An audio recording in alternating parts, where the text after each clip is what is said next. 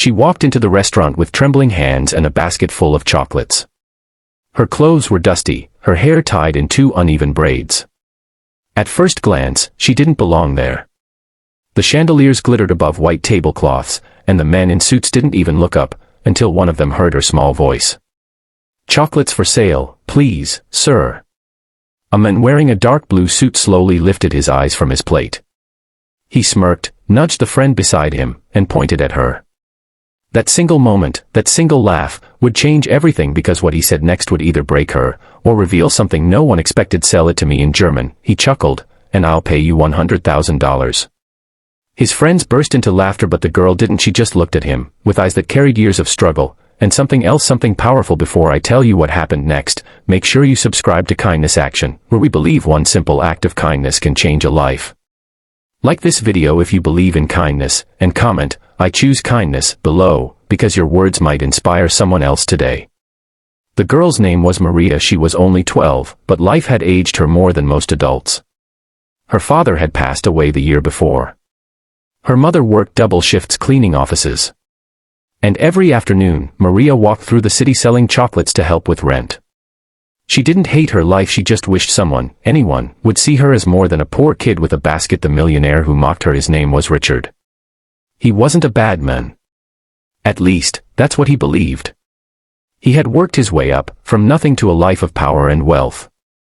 And somewhere along the way, he forgot what it felt like to struggle. He forgot what kindness looked like.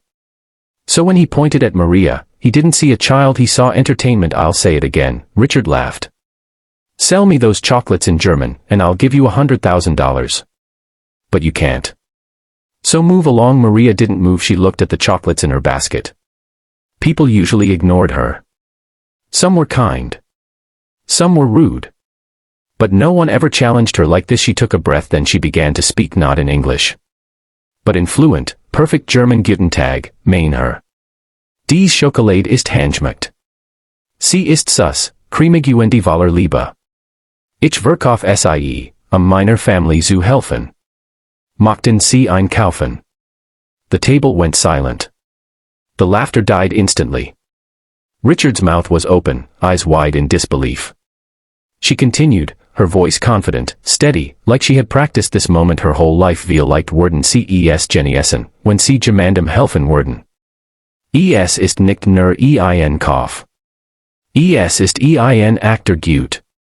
And maybe he didn't understand every word. But he understood enough. The entire restaurant watched. A little girl, speaking a language most adults couldn't manage, offering chocolates with dignity instead of begging. Richard stared at her. Where did you learn to speak German?" "My dad taught me," she said softly. "He used to say, we may be poor in money, but never poor in knowledge. Before he died, he made me promise I'd learn everything I could. He said education is something no one can take away." The room stayed silent. For the first time in a long time, Richard felt something unfamiliar: shame. Not for the girl. For himself. He pulled out his wallet and placed a thick stack of bills on the table. I wasn't serious," he said quietly. "I didn't think you'd know it." Maria stared, confused. "Take it," he told her. "It's yours. You earned it. And I owe you an apology." She didn't take it right away. She looked at him, holding her basket tight. "My father said kindness is only real if it's given without humiliation."